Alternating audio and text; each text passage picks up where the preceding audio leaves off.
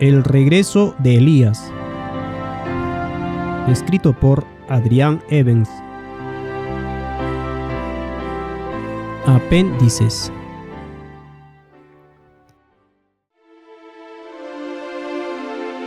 Apéndice A. Declaraciones de los pioneros en cuanto a la Trinidad. En el volumen original de este libro coloqué 10 páginas de citas de los pioneros adventistas mostrando su creencia en un hijo literal engendrado del Padre. Elegí a 7 pioneros como expresión de la plenitud de sus ideas. Estos fueron Jaime White, J.N. Andrews, J.N. Logboro, Urias Smith, J.H. Wagoner, S.N. Haskell, R.F. Cottrell, y hay varias publicaciones que puedo recomendar, las cuales proveen una lista más completa de citas, las cuales recomiendo. Una línea de verdad de Gary Hulkit, en inglés I Lamb of Truth. También The Short Book de Margaret Tierney. Theos, Gary Hulkis. Good God on the Trinity de Gary Hulkit. Todas estas publicaciones están disponibles en maranathamedia.com. Hay algunos que dicen que Jaime White cambió su visión de Dios, pero presentaré una cita justo antes que él muriera que demuestra su manera de pensar en cuanto a este asunto. Dice, esto está escrito en Review and Herald 4 de enero de 1881. El Padre es el mayor en el sentido en que es primero. El Hijo le sigue en autoridad porque Él ha recibido todas las cosas. Como se menciona en los materiales que he mencionado, la Iglesia Adventista dio una presentación clara en cuanto al Hijo unigénito del Padre en sus declaraciones de principios fundamentales desde 1872 hasta 1914. Creo que Journay muestra claramente que los pioneros no creían en la Trinidad cuando dice: la mayoría de los fundadores del adventismo del séptimo día no podrían unirse a la iglesia hoy si tuvieran que suscribirse a las creencias fundamentales de la denominación. Más específicamente, la mayoría no podría estar de acuerdo con la creencia número 2, la cual trata con la doctrina de la Trinidad. Journay, en la revista Minister, octubre de 1993, en la página 10.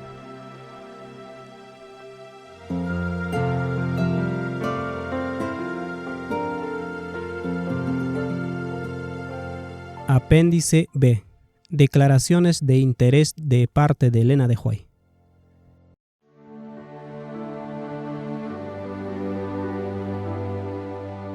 En el manuscrito original incluí 7 secciones de declaraciones de Elena de White que revelan la verdadera relación del Padre y del Hijo. Hay varios recursos disponibles que muestran las citas del Espíritu de Profecía acerca del Padre y el Hijo, incluyendo los apéndices anterior. El mejor y más simple para mí es el primer capítulo de Patriarcas y Profetas y el primer capítulo del Deseado de todas las gentes. Incluiré solo unos pocos pasajes de interés en esta versión actualizada del libro. Patriarcas y Profetas, página 11. El soberano del universo no estaba solo en su obra benéfica. Tuvo un compañero, un colaborador que podía apreciar sus designios y que podía compartir su regocijo al brindar felicidad a los seres creados. En el principio era el Verbo, y el Verbo era con Dios, y el Verbo era Dios. Este era en el principio con Dios. Cristo, el Verbo, el unigénito de Dios, era uno solo con el Padre eterno, uno solo en naturaleza, en carácter y en propósitos. Era el único ser que podía penetrar en todos los designios y fines de Dios, y llamárase su nombre admirable, consejero, Dios fuerte, Padre eterno, príncipe de paz. Y sus salidas son desde el principio, desde los días de los siglos. Isaías 9:6 y Miqueas 5:2. Y el Hijo de Dios, hablando de sí mismo, declara: Jehová me poseía en el principio de su camino, ya de antiguo, antes de sus obras. Eternamente tuve el principado. Cuando establecía los fundamentos de la tierra, con él estaba yo ordenándolo todo. y fui su delicia todos los días, teniendo solaz delante de él en todo tiempo. Proverbios 8, 22 al 30 cita. Otra cita es la página 14 del Patriarcas y Profetas. El Rey del Universo convocó a las huestes celestiales a comparecer ante él, a fin de que en su presencia él pudiese manifestar cuál era el verdadero lugar que ocupaba su Hijo y manifestar cuál era la relación que él tenía para con todos los seres creados. El Hijo de Dios compartió el trono del Padre y la gloria del Ser Eterno, que existía por sí mismo, cubrió a ambos. Alrededor del trono se congregaron los santos ángeles, una vasta e innumerable muchedumbre, millones de millones, y los ángeles más elevados, como ministros y súbditos, se regocijaron en la luz que de la presencia de la deidad caía sobre ellos. Ante los habitantes del cielo reunidos, el Rey declaró que ninguno excepto Cristo, el Hijo unigénito de Dios, podía penetrar en la plenitud de sus designios, y que a éste le estaba encomendada la ejecución de los grandes propósitos de su voluntad. El Hijo de Dios había ejecutado la voluntad del Padre en la creación de todas las huestes del cielo, y a él, así como a Dios, debían ellas tributar homenaje y lealtad. Cristo había de ejercer aún el poder divino en la creación de la tierra y sus habitantes, pero en todo esto no buscaría poder o ensalzamiento para sí mismo, en contra del plan de Dios, sino que exaltaría la gloria del Padre y ejecutaría sus fines de beneficencia y amor.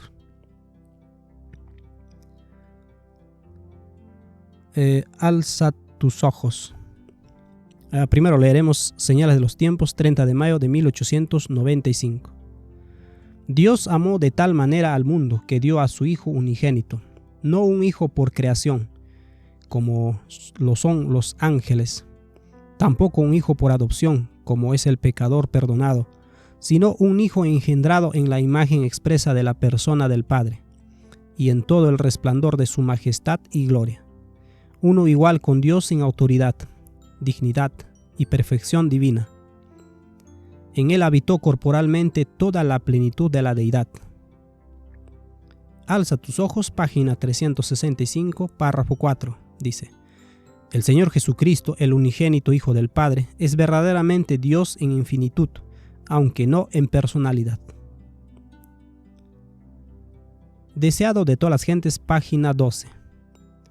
Pero apartándonos de todas las representaciones menores, contemplamos a Dios en Jesús. Mirando a Jesús vemos que la gloria de nuestro Dios consiste en dar. Nada hago de mí mismo, dijo Cristo. Me envió el Padre viviente y yo vivo por el Padre. No busco mi gloria, sino la gloria del que me envió. En estas palabras se presenta el gran principio que es la ley de la vida para el universo. Cristo recibió todas las cosas de Dios, pero las recibió para darlas. Así también en los atrios celestiales, en su ministerio en favor de todos los seres creados, por medio del Hijo amado fluye a todos la vida del Padre. Por medio del Hijo vuelve en alabanza y gozoso servicio, como una marea de amor, a la gran fuente de todo. Y así, por medio de Cristo, se completa el circuito de beneficencia, que representa el carácter del gran dador, la ley de la vida. La historia de la redención, página 13. Y también está la verdad sobre los ángeles, página 29. En el cielo, antes de su rebelión, Lucifer era un ángel honrado y excelso, cuyo honor seguía al del amado Hijo de Dios. Review Herald, 3 de marzo de 1874. Satanás estaba bien familiarizado con la posición de honor que Cristo tenía en el cielo como el Hijo de Dios, el amado del Padre. Primeros Escritos, página 145. Pero cuando Dios dijo a su Hijo, hagamos al hombre a nuestra imagen, Satanás sintió celos de Jesús. Exaltad a Jesús, página 18. Párrafo 2. El Hijo de Dios era el segundo en autoridad después del gran legislador. él sabía que únicamente su vida podría ser suficiente para rescatar al hombre caído. Primeros Escritos, página 127. Dijo el ángel: ¿crees que el Padre entregó sin lucha alguna a su querido y amado Hijo? No. El Dios del cielo luchó entre dejar que el hombre culpable pereciese o entregar a su amado Hijo para que muriese por la raza humana. Review and Herald del 9 de julio de 1895. El Padre eterno e inmutable dio a su Hijo unigénito, salido de su seno, aquel que fue hecho en la imagen expresa de su persona, y lo envió a la tierra para revelar cuán grandemente amó a la humanidad.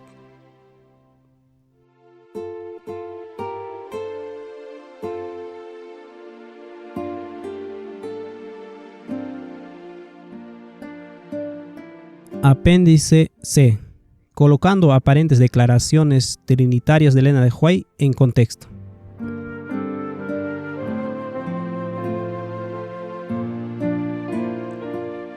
En el manuscrito original abordé algunas declaraciones que parecen apoyar la Trinidad de alguna manera. He abordado esta pregunta con más detalle y claridad en mi artículo titulado Una respuesta a David Ascherich sobre la Trinidad. Puede encontrarlo en Maranatha Media.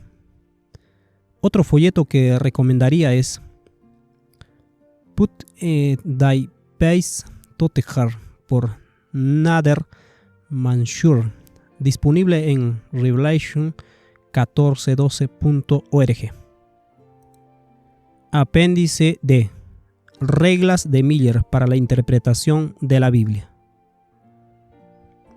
Cada palabra debe tener su relación apropiada con el tema presentado en la Biblia. Texto: Mateo 5:18. Toda la escritura es necesaria y puede ser entendida por una aplicación y estudio diligente. Texto: 2 de Timoteo 3:15 al 17.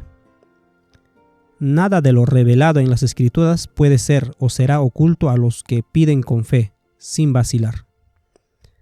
Textos: Deuteronomio 29:29, Mateo 10:26 al 27, Primera de Corintios 2:10, Filipenses 3:15, Isaías 14:11, Mateo 21:22, Juan 14, versículo 13 y versículo 14, Juan 15:7, Santiago 1, versículos 5 y 6, Primera de Juan 5, versículo 13 al 15.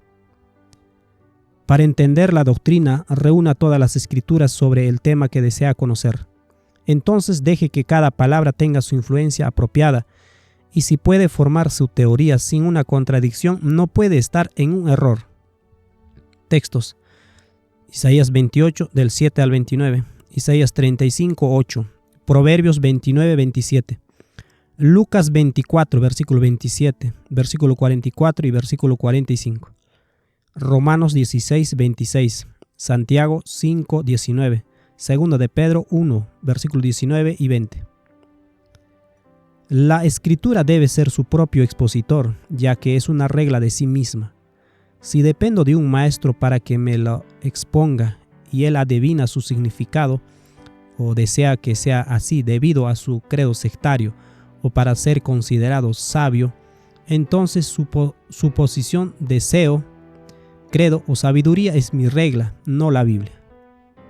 Texto que cita es Salmo 19, versículos 7 al 11, Salmo 119, versículo 97 al 105, Mateo 23, versículo 8 al 10, Primera de Corintios 2, versículo 12 al 16, Ezequiel 34, versículo 18 y 19, Lucas capítulo 11, versículo 52, y Malaquías 2, versículos 7 al 8.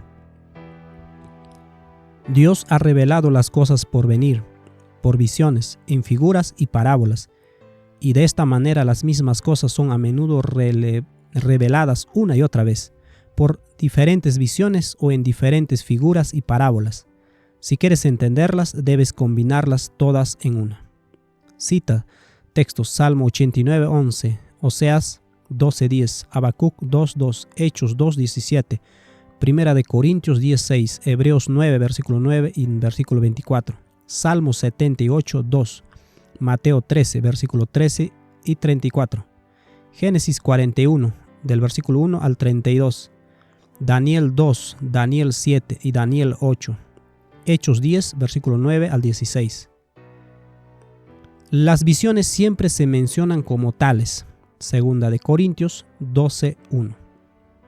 Las figuras siempre tienen un significado figurativo y se usan mucho en la profecía para representar cosas, tiempos y eventos futuros, tales como montañas, que significan gobiernos, bestias, que significan reinos, aguas, que significan pueblo, lámpara significa palabra de Dios, día significa año. Textos: Daniel 2, 35 y 44, Daniel 7, versículo 8 y 17, Apocalipsis 17, versículo 1 y 15, Salmo 119, versículo 105, Ezequiel 4, versículo 6. Las parábolas se usan como comparaciones para ilustrar temas y deben ser explicadas de la misma manera que las figuras por el tema y la Biblia. Marcos capítulo 4, versículo 13. Las figuras a veces tienen dos o más significados diferentes. Como día se usa en un sentido figurado para representar tres periodos diferentes de tiempo. 1, indefinido, 2, definido, y un día por un año, y 3, día por 1000 años. Si se pone la construcción correcta, armonizará con la Biblia y tendrá sentido, de lo contrario, no. Cita textos: Eclesiastés 7:14, Ezequiel 4:6 y 2 de Pedro 3:8. ¿Cómo saber cuándo una palabra se usa en sentido figurado? Si tiene sentido tal como está y no violenta las simples leyes de la naturaleza, entonces debe entenderse literalmente, si no, figuradamente, si no en sentido figurado. Apocalipsis 12, 1 y 2 y Apocalipsis 17, 3 al 7. Para aprender el verdadero significado de las figuras, rastrea tu palabra figurativa a través de tu Biblia y donde la encuentres explicada, ponla en tu figura. Y si tienes buen sentido, no necesitas buscar más, sino busca de nuevo. Para saber si tenemos el verdadero acontecimiento histórico para el cumplimiento de una profecía. Si encuentras que cada palabra de la profecía, después de entender las figuras, se cumple literalmente, entonces puedes saber que tu historia es en verdadero el verdadero evento. Pero si una palabra carece de cumplimiento, entonces debes buscar otro acontecimiento o esperar su desarrollo futuro. Porque Dios cuida de que la historia y la profecía concuerden, para que los verdaderos hijos creyentes de Dios nunca se avergüencen.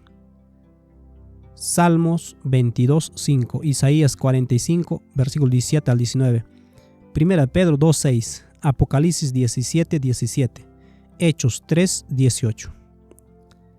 La regla más importante de todas es que usted debe tener fe. Debe ser una fe que requiera un sacrificio, y si se intentara, renunciaría al objeto más querido de la tierra, el mundo y todos sus deseos, carácter, vida, ocupación, amigos, hogar, comodidades y honores mundanos. Si alguna de estas cosas nos impidiera creer en cualquier parte de la palabra de Dios, demostraría que nuestra fe es vana. Tampoco podremos creer jamás mientras uno de estos motivos esté al acecho en nuestros corazones. Debemos creer que Dios nunca faltará a su palabra, y podemos tener confianza en que el que se fija en el gorrión y cuenta los cabellos de nuestra cabeza, guardará la traducción de su propia palabra y pondrá una barrera a su alrededor e impedirá que los que sinceramente confían en Dios y ponen implícita confianza en su palabra se aparten mucho de la verdad, aunque no entiendan hebreo o griego. Estas son algunas de las reglas más importantes que encuentro que la palabra de Dios me insta a adoptar y seguir, para que haya sistema y regularidad. Y si no me engaño mucho al hacerlo, he encontrado que la Biblia, en su conjunto, es uno de los libros más sencillos, claros e inteligibles que jamás se han escrito, que contiene pruebas en sí mismo de su origen divino y está lleno de todo el conocimiento que nuestros corazones podrían desear conocer o disfrutar. Lo he encontrado un tesoro que el mundo no puede comprar. Proporciona una serena paz en la fe y una firme esperanza en el futuro. Sostiene la mente en la adversidad y nos enseña a ser humildes en la prosperidad. Nos prepara para amar y hacer el bien y a los demás, y para darnos cuenta del valor del alma. Nos hace audaces y valientes por la verdad, y nos da fuerza para oponernos al error. Nos da una arma poderosa para derribar la infidelidad, y nos da a conocer el único antídoto contra el pecado. Nos instruye sobre cómo se vencerá a la muerte y cómo deben romperse los lazos de la tumba. Nos habla de los acontecimientos futuros y nos muestra la preparación necesaria para afrontarlos. Nos da la oportunidad de conversar con el Rey de Reyes y nos revela el mejor código de leyes jamás promulgado. Entonces, esto, sin embargo, es tan solo una tenue visión de su valor. Sin embargo, ¿cuántas almas que perecen la tratan con negligencia? O lo que es igualmente malo, la tratan como un misterio oculto que no puede ser revelado. Oh, mi querido lector, conviértala en tu principal estudio. Pruébala bien y descubrirás que es todo lo que he dicho. Sí, como la reina de Saba, dirás que la mitad no te fue dicha. La divinidad que se enseña en nuestras escuelas siempre se basa en algún credo sectario. Puede servir tomar una mente en blanco o impresionarla con este tipo, pero siempre terminará en fanatismo. Una mente libre nunca estará satisfecha con las opiniones de los demás. Si yo fuera maestro en divinidad para jóvenes, primero aprendería su capacidad y su mente. Si fueran buenas, las haría estudiar la Biblia por sí mismos y los enviaría libres a hacer el bien al mundo. Pero si no tuvieran mente, las estamparía la mente de otro, escribiría fanático en su frente y los enviaría como esclavos.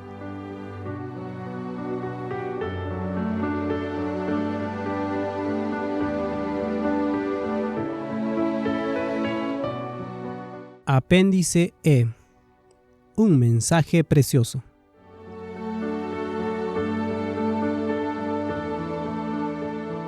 El mensaje más precioso dado a Jones y Waggoner era un mensaje que tenía poder para liberar al pueblo el poder de la lluvia tardía. Leemos en Testimonios para los Ministros, página 91. En su gran misericordia, el Señor envió un preciosísimo mensaje a su pueblo por medio de los pastores Waggoner y Jones. Este mensaje tenía que presentar en forma más destacada ante el mundo el sublime Salvador, el sacrificio por los pecados del mundo entero. Presentaba la justificación por la fe en el garante. Invitaba a la gente a recibir la justicia de Cristo, que se manifiesta en la obediencia a todos los mandamientos de Dios. Muchos habían perdido de vista a Jesús. Necesitaban dirigir sus ojos a su divina persona, a sus méritos, a su amor inalterable por la familia humana. Todo el poder es colocado en sus manos, y Él puede dispensar ricos dones a los hombres, impartiendo el inapreciable don de su propia justicia al desvalido agente humano. Este es el mensaje que Dios ordenó que fuera dado al mundo. Es el mensaje del tercer ángel, que ha de ser proclamado en alta voz y acompañado por el abundante derramamiento de su espíritu. El mensaje de Jones y Waggoner fue puesto en el contexto de Cristo como el unigénito Hijo de Dios. Como he declarado anteriormente en el capítulo 20, que la identidad correcta de Cristo como Hijo de Dios e Hijo de hombre es la característica central de la justicia por la fe. Note lo que Waggoner dice de Cristo. Esto encontramos en Cristo y su justicia, página 11 y 13 al 13.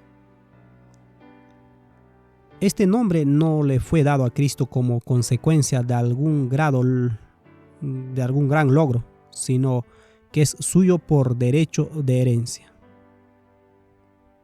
Waggoner discierne claramente la cuestión del desempeño versus lo relacional. Él trabaja en un contexto relacional. Hablando del poder y la grandeza de Cristo, el escritor a los Hebreos dice que Él es hecho mucho mejor que los ángeles, porque Él ha obtenido por herencia un nombre más excelente que ellos. Hebreos 1:4. Un hijo siempre toma legítimamente el nombre del Padre. Y Cristo, como el unigénito Hijo de Dios, tiene legítimamente el mismo nombre. El Hijo es también, en mayor o menor grado, una reproducción del Padre. Tiene hasta cierto punto los rasgos y características personales de su Padre. No perfectamente, porque no hay reproducción perfecta entre la humanidad. Pero no hay imperfección en Dios, ni en ninguna de sus obras, y por eso Cristo es la imagen expresa de la persona del Padre. Hebreos 1:3. Como hijo del Dios autoexistente, tiene por naturaleza todos los atributos de la deidad. Es cierto que hay muchos hijos de Dios, pero Cristo es el Hijo unigénito de Dios, y por tanto el Hijo de Dios en un sentido en el que ningún otro ser lo fue ni podrá serlo jamás. Los ángeles son hijos de Dios, como lo fue Adán. Job 38:7, Lucas 3:38. Por creación. Los cristianos son hijos de Dios por adopción. Romanos 8:14 y 15. Pero Cristo es el Hijo de Dios por nacimiento. El escritor a los Hebreos muestra además que la posición del Hijo de Dios no es una a la que Cristo ha sido elevado, sino que es una que Él tiene por derecho. Dice que Moisés fue fiel en toda la casa de Dios como siervo, pero Cristo como hijo sobre su propia casa. Hebreos 3:6. Y también afirma que Cristo es el constructor de la casa. Versículo 3. Él es quien construye el templo del Señor y lleva la gloria. Zacarías 6:12 y 13. Seguimos en Cristo y su justicia, página 9, en inglés, de E.J. Waggoner. Pero tú, Belén Efrata, aunque eres pequeña entre las millares de Judá, de ti me saldrá el que ha de ser príncipe de Israel, cuyas salidas son desde el principio, desde los días de la eternidad. Miqueas 5:2. Sabemos que Cristo salió y vino de Dios. Juan 8:42. Pero fue tan atrás en las edades de la eternidad como para estar más allá de la comprensión de la mente humana. Sigue en la página 19, en inglés, de E.J. Waggoner, Cristo y su justicia. Honramos al Padre honrando al Hijo. Tenemos presente las palabras de Pablo, que para nosotros no hay más que un solo Dios, el Padre del cual proceden todas las cosas, y nosotros en Él, y un solo Señor Jesucristo, por medio del cual proceden todas las cosas, y nosotros por medio de Él.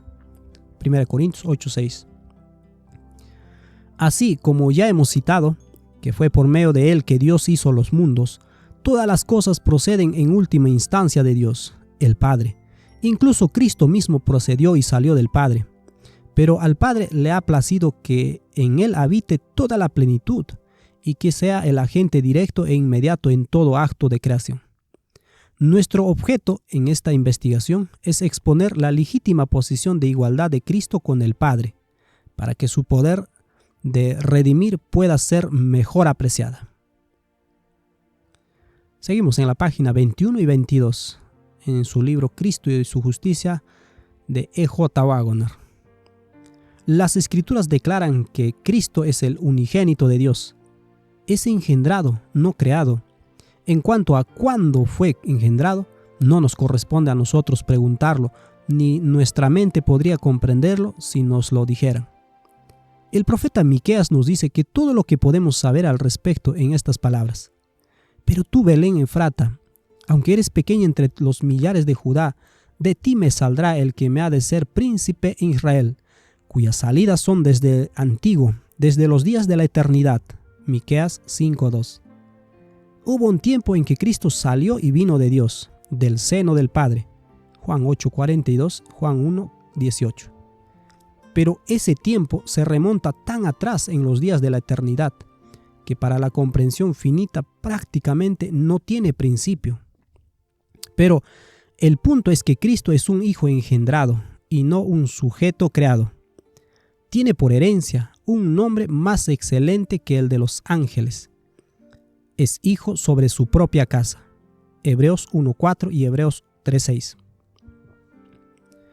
Y puesto que el Hijo unigénito de Dios es de la misma sustancia y naturaleza de Dios y posee por nacimiento todos los atributos de Dios, porque al Padre le agradó que su Hijo fuera la imagen expresa de su persona, el resplandor de su gloria y lleno de toda la plenitud de la deidad. Por eso tiene vida en sí mismo, posee la inmortalidad por derecho propio y puede conferirla a los demás. Ahora, observe lo que A.T. Jones dice de Cristo. Esto está en el Boletín de la Conferencia General de 1895, página 448. El que nació en forma de Dios tomó forma de hombre. En la carne era todo lo que el tiempo como Dios, pero no apareció como Dios. Se despojó de la forma de Dios y en su lugar tomó la forma y apariencia del hombre. A las glorias de la forma de Dios renunció por un tiempo. Ahora, aquí está un sermón por A.T. Jones que fue escrito en el Review Herald del 7 de julio del año al 1 de agosto de 1899. Dice: nació del Espíritu Santo. En otras palabras, Jesucristo nació de nuevo. Vino del cielo el primogénito de Dios a la tierra y nació de nuevo. Pero todo en la obra de Cristo va por opuestos para nosotros. Él, el sin pecado, se hizo pecado para que nosotros fuéramos hechos justicia de Dios en él.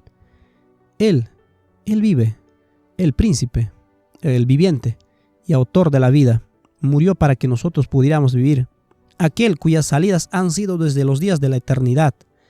El primer nacido de Dios nació de nuevo para que nosotros pudiéramos nacer de nuevo. Siempre que se presentan citas como estas, la respuesta inmediata es: Ellen de White no estaba de acuerdo con todo lo que Jones y Waggoner escribieron. Como si esto resolviera la cuestión de que ella creía que estaban equivocados en cuanto a la deidad. Este es un mal estudio de los hechos. Note la siguiente declaración que ella sí dijo acerca del mensaje de Jones y Waggoner. Esto encontramos en Materiales de 1888, página 673. Mensajes con credenciales divinas han sido enviadas al pueblo de Dios. La gloria, la majestad, la justicia de Cristo, llenas de bondad y verdad, han sido presentadas. La plenitud de la divinidad en Jesucristo ha sido expuesta entre nosotros con belleza y hermosura, para encantar a todos aquellos cuyos corazones no estaban cerrados a los prejuicios. Sabemos que Dios ha obrado entre nosotros. Ella dice claramente que ellos representaron la plenitud de la deidad en Jesucristo. Estos hombres representaron a Cristo como engendrado del Padre, lo cual se dice que disminuye la plenitud de la deidad en Cristo. Ella, Ellen de White, dice que es la plenitud de la deidad. ¿Hasta cuándo rechazaremos obstinadamente este mensaje del cielo y nos taparemos los oídos? Si no pudimos oír la verdad en esa declaración, podemos subir el volumen más fuerte con esta otra, que encontramos en Materiales de 1888, páginas 139 a 140. Dios está presentando a las mentes de los hombres preciosas gemas de verdad, divinamente designadas, apropiadas para nuestro tiempo. Dios ha rescatado estas verdades de la compañía del error y las ha colocado en el marco apropiado. Si toman nota del marco en el libro de Waggoner, Cristo y su justicia, verán los títulos. ¿Cómo debemos considerar a Cristo? ¿Es Cristo Dios? ¿Cristo como creador? ¿Es Cristo un ser creado? Dios manifestado en la carne. Este es el marco de la presentación de Waggoner. Ellen de White dice que el marco es apropiado, es correcto. No digamos que Waggoner cambió su posición de 1888 a 1890, cuando escribió su libro. Este es un argumento desde el silencio y Ellen de White nunca señala que esto fuera un problema. Dejemos de aferrarnos a excusas en esta cuestión. Review Herald del 6 de octubre de 1896 dice: si aquellos que decían tener una experiencia viva en las cosas de Dios hubieran hecho su trabajo señalado como el Señor lo ordenó, el mundo entero habría sido advertido antes de esto y el Señor Jesús habría venido con poder y gran gloria. Ahora, Testimonios para la Iglesia, tomo 6, página 448, párrafo 4 dice, escrito en el año 1900: si el propósito de Dios de dar al mundo el mensaje de misericordia hubiese sido llevado a cabo por su pueblo, Cristo habría venido ya a la tierra y los santos habrían recibido su bienvenida en la ciudad de Dios. Es bastante obvio que la Trinidad no fue un ingrediente clave para que la Iglesia Adventista completara su obra. 2 años antes de la supuesta declaración decisiva del deseo de todas las gentes sobre la vida original, no prestada y no derivada, Elena de White afirmó que Cristo podría haber regresado. Esto es algo que debemos considerar muy cuidadosamente. Un estudio de la historia muestra que la doctrina de la Trinidad no comenzó a introducirse en la Iglesia hasta 1892, cuando Elena de White estaba en Australia. Durante 3 años, de 1888 a 1891, Elena de White trabajó con Jones y Waggoner para difundir el mensaje. En 1888 hubo un rechazo generalizado del mensaje, pero poco a poco las figuras clave reconocieron su error, pero el daño ya estaba hecho. Usted puede verlo más sobre este tema en el libro Reexaminado del pastor Robert Whelan.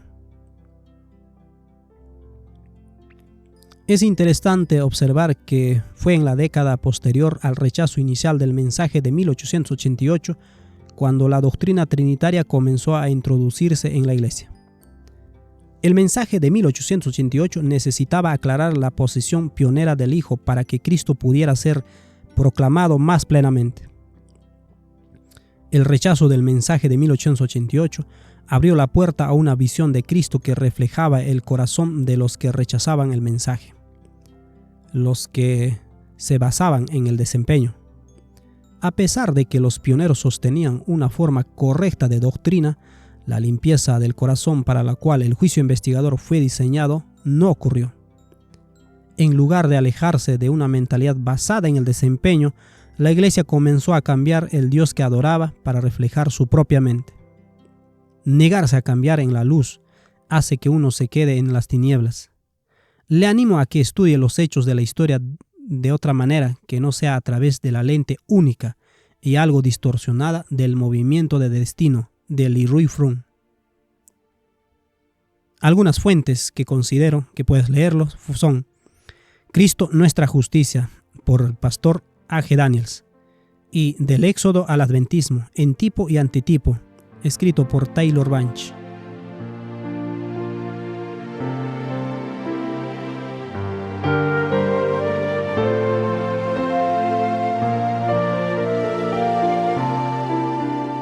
Apéndice F. Cartas relacionadas con la crisis de Kellogg.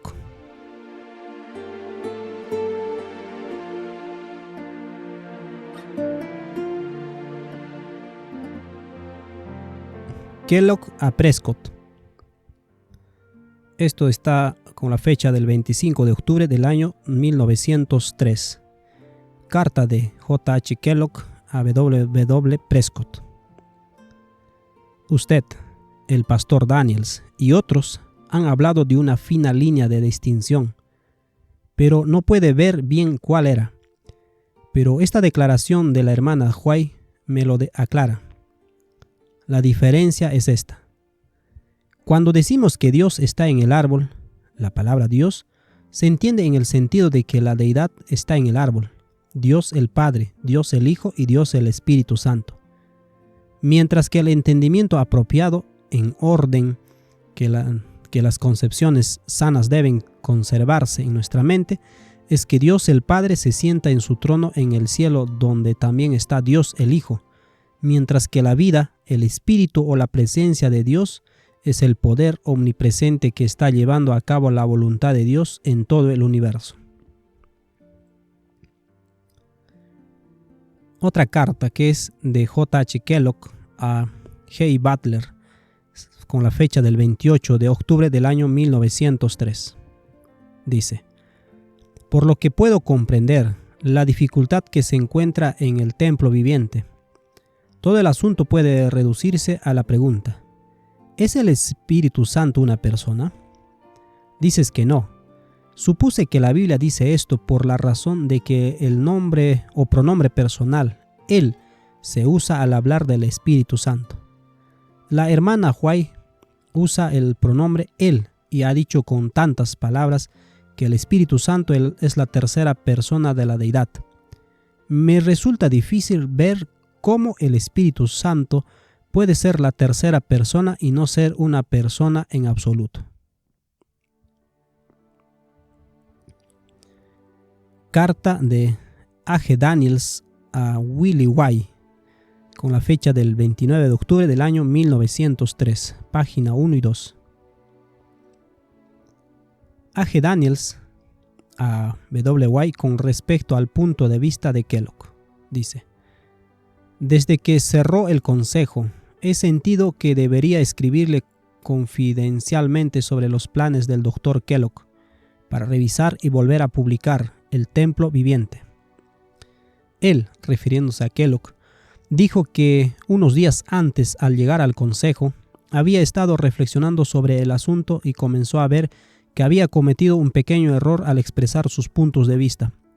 Dijo que durante todo el camino le había preocupado saber cómo expresar el carácter de Dios y su relación con las obras de su creación. Luego afirmó que sus puntos de vista anteriores con respecto a la Trinidad se habían interpuesto en su camino para poder hacer una declaración absolutamente correcta, pero que en poco tiempo había llegado a creer en la Trinidad y ahora podía ver con bastante claridad dónde estaba toda la dificultad, y creía que podía aclarar el asunto satisfactoriamente. Me dijo que ahora creía en Dios Padre, Dios Hijo y Dios Espíritu Santo, y su punto de vista era que era Dios el Espíritu Santo y no Dios el Padre, quien llenaba todo el espacio y todo ser viviente. Dijo que si hubiera creído esto antes de escribir el libro, podría haber expresado sus puntos de vista sin dar la impresión equivocada que el libro da ahora. Le presenté las objeciones que encontré en la enseñanza y traté de mostrarle que la enseñanza era tan completamente contraria al Evangelio que no veía cómo podría revisarse cambiando algunas expresiones. Discutimos el asunto con cierta extensión de manera amistosa, pero estaba seguro de que cuando nos separamos, el médico no se entendía ni a sí mismo ni al carácter de sus enseñanzas, y no podía ver cómo sería posible para él cambiar y el transcurso de unos días arreglar a los libros para que todo estuviera bien. Otra carta de J.H. Kellogg a G. Butler con la fecha del 21 de febrero del año 1904. Creo que este Espíritu de Dios es una personalidad. Tú no. Pero esto es puramente una cuestión de definición. Creo que el Espíritu de Dios es una personalidad. Dices, no es una personalidad. Ahora bien, la única razón por la que diferimos es porque diferimos en nuestras ideas sobre lo que es una personalidad. Tu idea de personalidad es quizás la de semejanza con una persona o un ser humano. Otra carta que es de G. Butler a J.H. Kellogg con la fecha del 5 de abril del año 1904.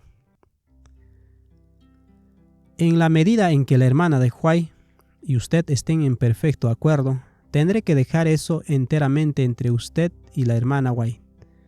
La hermana White dice que no hay un acuerdo perfecto. Usted dice que hay. Sé que algunos de sus comentarios parecen darle una base sólida para afirmar que sí. Soy lo suficientemente sincero como para decir eso, pero debo reconocerle el mérito hasta que ella no rechace de decir que también hay una diferencia, y no creo que pueda decir completamente lo que ella quiere decir. Dios habita en nosotros por su Espíritu Santo, como consolador, como reprobador, especialmente el primero. Cuando venimos a Él, participamos de Él en este sentido, porque el Espíritu viene de Él, proviene del Padre y del Hijo. No es una persona que camina a pie o que vuela como un ser literal, en el sentido en que lo son Cristo y el Padre. Al menos si lo es. Está completamente más allá de mi comprensión del significado del lenguaje o las palabras. Elena de White dice en Mensajes Selectos, tomo 1, página 238. En una visión nocturna se me mostró claramente que esas opiniones han sido consideradas por algunos como las grandes verdades que han de presentarse y hacerse resaltar en la actualidad. Se me mostró una plataforma asegurada con sólidas vigas, las verdades de la palabra de Dios. Alguien de gran responsabilidad en la obra médica estaba dirigiendo a un hombre y a otro para que aflojaran las vigas que sostenían esa plataforma. Entonces oí una voz que decía: ¿dónde están los atalayas que deberían estar de pie sobre las murallas de Sión? ¿Están durmiendo? Este fundamento fue construido por el obrero maestro y soportará la tormenta y la tempestad. ¿Permitirán que este hombre presente doctrinas que nieguen la experiencia pasada del pueblo de Dios? Ha llegado el tiempo de actuar decididamente. La hermana White dijo que estaba presentando teorías espiritualistas sobre la personalidad de Dios. Esto está en el párrafo 1 de Mensajes Selectos, tomo 1, página 238. Algunas observaciones. Parece que la conversión de Kellogg a una visión trinitaria abrió la puerta a la crisis que siguió. La cuestión se reducía a si el Espíritu Santo era una persona separada o no. Las discusiones involucraron una comprensión de la personalidad de Dios. Kellogg usó declaraciones del Espíritu de Profecía para respaldar su argumento. El panteísmo fue el fruto, pero el trinitarismo fue la raíz. Elena de White dijo que sus puntos de vista estaban perdiendo la plataforma de la verdad. Ella dijo que sus puntos de vista peligrosos estaban relacionados con la personalidad de Dios.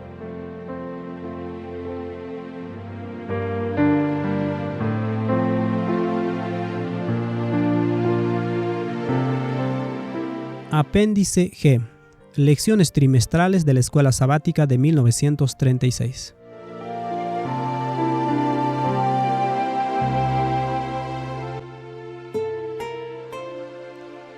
A continuación se enumeran el comité y las información que dio lugar a una serie de publicaciones trimestrales de Escuela Sabática que presentaban las doctrinas esenciales de la fe adventista.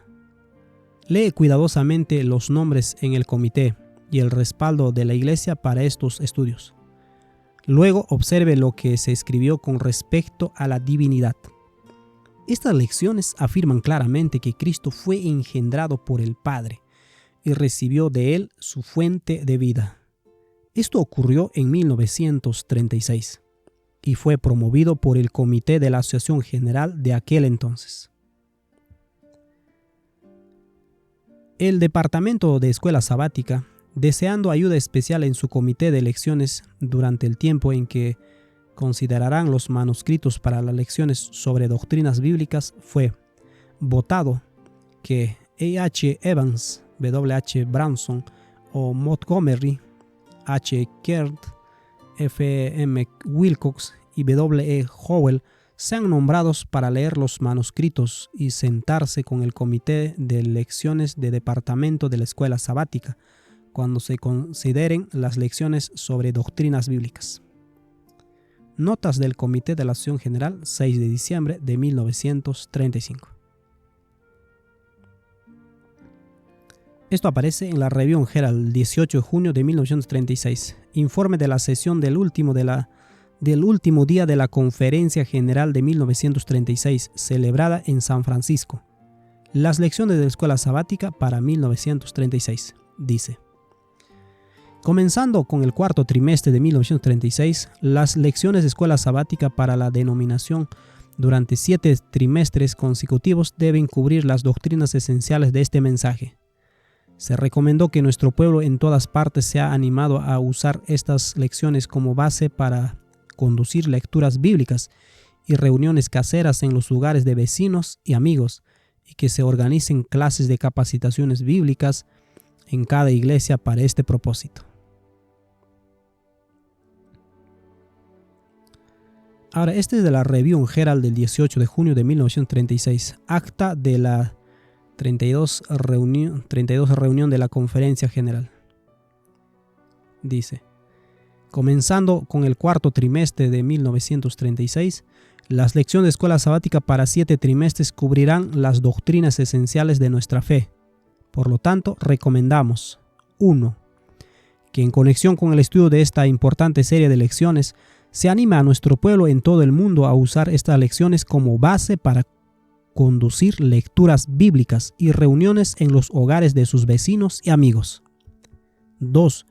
Que en preparación para este paso adelantado, se organicen clases de entrenamiento bíblico en todas nuestras iglesias, según lo delineado por el Departamento de Misiones Domésticas de la Conferencia General. 3. Que se pida a nuestras casas editoras que proporcionen carpetas de hojas sueltas adecuadas para el uso de aquellos que deseen mantener archivada la serie de lecciones de escuela sabática sobre doctrinas bíblicas.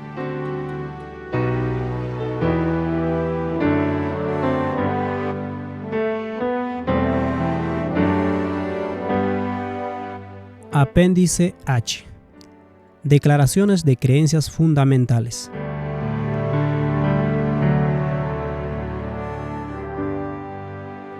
La edición previa de este libro presentaba 3 apéndices mostrando las declaraciones fundamentales de la Iglesia Adventista en 1872 y 1931. Gary Hulkis ha cubierto en detalle el cambio de las declaraciones de creencias fundamentales del Adventismo en su libro Gold the Hat to Trinity. En lugar de listar las declaraciones de creencias completas aquí, simplemente mostraré las declaraciones concernientes al Padre y al Hijo. Declaración de 1872. 1. Que hay un solo Dios, un ser personal, espiritual, creador de todas las cosas, omnipotente, omnisapiente y eterno, infinito en sabiduría, santidad, justicia, bondad, verdad, misericordia, inmutable, omnipresente, por medio de su representante, el Espíritu Santo. Cita Salmo 139, 7. 2. Que hay un Señor Jesucristo, el Hijo del Padre Eterno, por quien Dios creó todas las cosas y por quien existen, que tomó sobre sí la naturaleza de la simiente de Abraham para la redención de nuestra raza caída, que habitó entre los hombres lleno de gracia y de verdad. Vivió como nuestro ejemplo, murió nuestro sacrificio, fue levantado para nuestra justificación y ascendió a lo alto para ser nuestro único mediador en el santuario, en el cielo, en donde con su propia sangre hace expiación por nuestros pecados. Expiación que, lejos de haber sido hecha en la cruz, la cual fue la ofrenda del sacrificio, es la última parte de su trabajo como sacerdote, de acuerdo al ejemplo dado por el servicio del sacerdocio levítico, el cual prefiguró y fue sombra del ministerio de nuestro Señor en los cielos. Cita Levítico 16, Hebreos 8:6 y Hebreos 5 y Hebreos 9, versículos 6 y 7. Declaración de 1931. Esta es la declaración 2. Que la divinidad o la Trinidad consiste en el Padre Eterno, un ser personal, espiritual, omnipotente, omnipresente, omnisciente, infinito en sabiduría y en amor. El Señor Jesucristo, el Hijo del Padre Eterno, por medio del cual fueron creadas todas las cosas y por cuyo intermedio se realizará la salvación de las huestes de los redimidos. El Espíritu Santo, la tercera persona de la divinidad, en gran poder, el gran poder regenerador en la obra de la redención. Cita Mateo 28, 19. Declaración 3. Que Jesucristo es el mismo Dios, siendo de la misma naturaleza y en esencia que el Padre Eterno. Aunque retuvo su naturaleza divina, tomó sobre sí la naturaleza humana, vivió sobre la tierra como hombre, ejemplificó en su vida como modelo los principios de la justicia, testificó de su relación con Dios por medio de muchos milagros poderosos, murió por nuestros pecados en la cruz, resucitó de entre los muertos y ascendió al Padre, donde vive para siempre para interceder por nosotros. Cita Juan 1:1, Juan 1:14, Hebreos 2, versículo 9 al 18, Hebreos 8, 1 y 2, Hebreos 4:14 al 16 y Hebreos 7:25.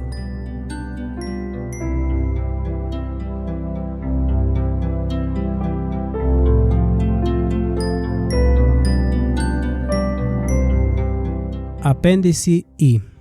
Confesión de Fe Valdense, 1544.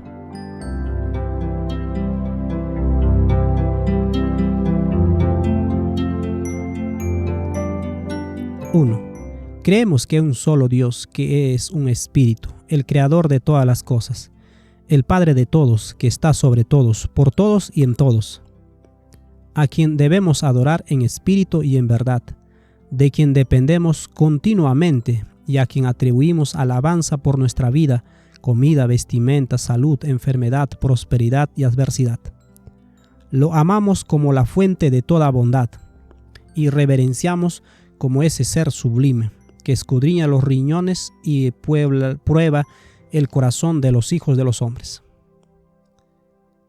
2. Creemos que Jesucristo es el Hijo y la imagen del Padre, que en Él habita toda la plenitud de la deidad, y porque solo por Él conocemos al Padre. Él es nuestro mediador y abogado. Ni hay ningún otro nombre dado debajo del cielo por el cual podamos ser salvos. Solo en su nombre invocamos al Padre, sin utilizar otras oraciones que las que se encuentran en las Sagradas Escrituras o aquellas que en sustancia concuerden con ella. 3.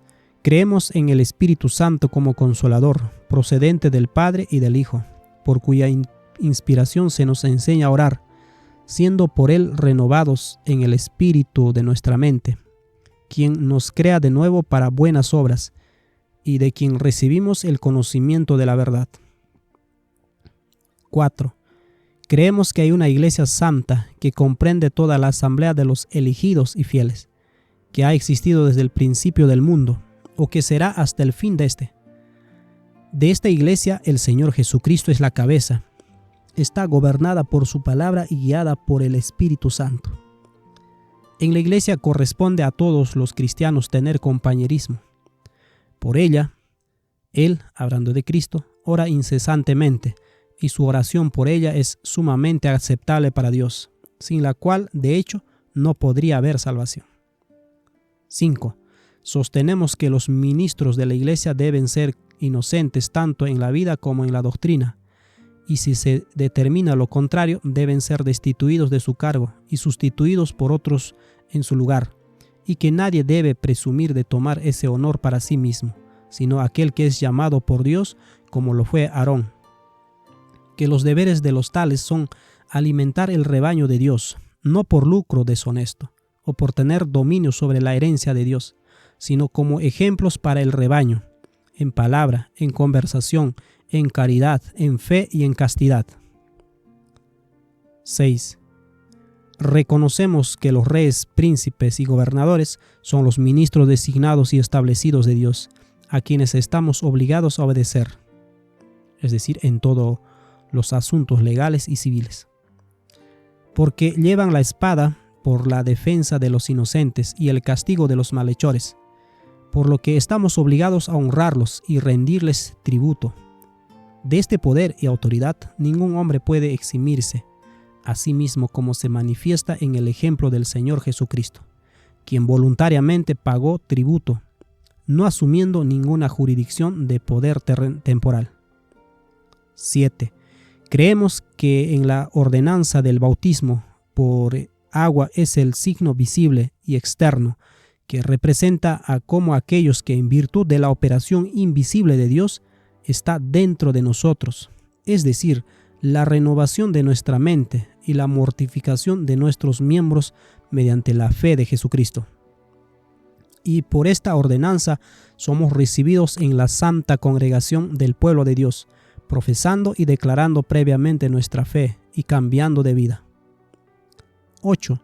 Sostenemos que la Cena del Señor es una conmemoración y una acción de gracias por los beneficios que hemos recibido por sus sufrimientos y muerte, y que debe ser recibida con fe y amor, examinándonos a nosotros mismos, para que podamos comer de ese pan y bebida de esa copa, como está escrito en las Sagradas Escrituras.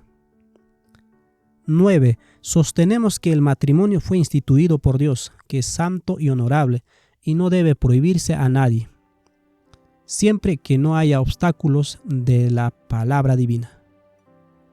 10. Sostenemos que todos aquellos en quienes mora el temor de Dios serán inducidos a agradarle y a abundar en las buenas obras que Dios ha ordenado antes para que caminemos en ellas, y que son el amor, el gozo, la paz, la paciencia, la bondad, la mansedumbre, la sobriedad y las demás buenas obras puestas en las Sagradas Escrituras.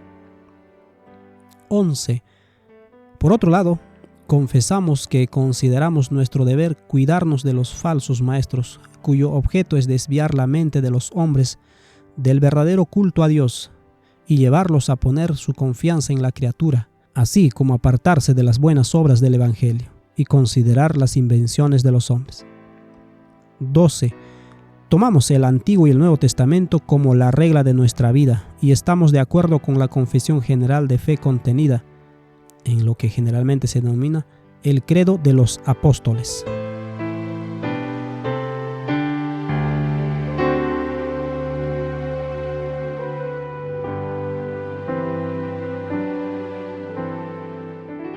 Apéndice J. Resumen de mis objeciones.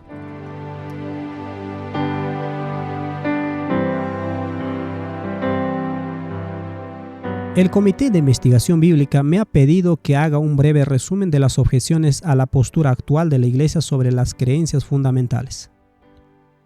Enumeraré las objeciones fundamentales y luego enumeraré lo que percibo como las implicaciones resultantes de estas cuestiones. Estas afirmaciones son un resumen muy condensado de este documento, por lo que objetarlas sin leer mi manuscrito sería irresponsable. Una lista más detallada de objeciones directas puede encontrarse en el capítulo 28 de mi manuscrito. 1. Una espiritualización de los términos Padre e Hijo al punto de que Cristo no es literalmente el Hijo de Dios, es decir, no ha heredado su divinidad.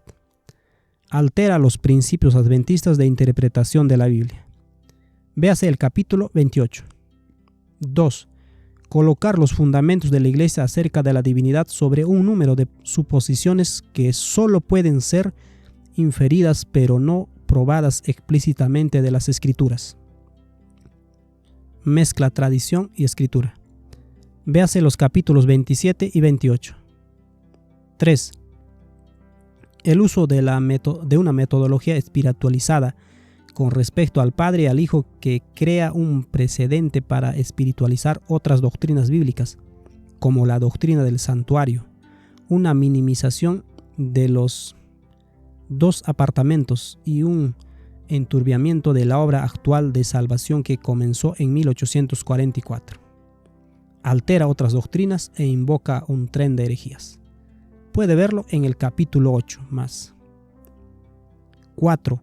Una falsa visión de la autoridad deriva de la Trinidad que coloca al Padre en la posición superior y al Hijo en la posición sumisa. Tal punto de vista presenta una autoridad presunta. La sumisión de Cristo es asumida para los propósitos de la salvación.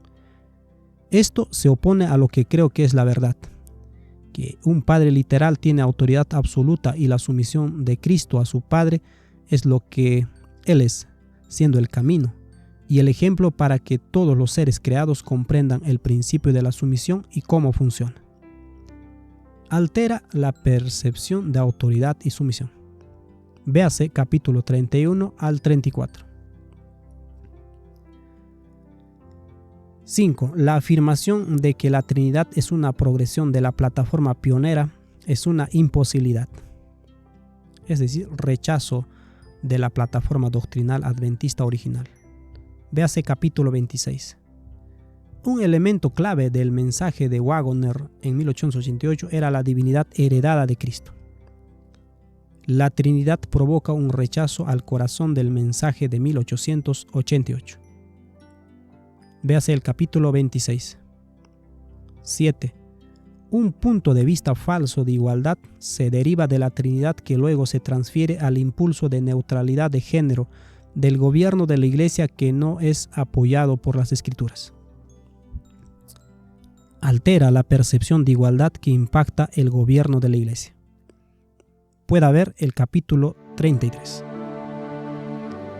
Poniendo lo anterior en secuencia, la visión espiritualizada de las Escrituras exigida por la doctrina de la Trinidad causa una mezcla de escritura y tradición humana que altera muchas de nuestras enseñanzas. Percepciones alteradas de autoridad y sumisión conducen a un rechazo de la plataforma pionera y del mensaje de 1888. La rebelión contra la autoridad ordenada por Dios del fundamento pionero sembrará la rebelión de los miembros contra el liderazgo de la Iglesia y fragmentará la Iglesia.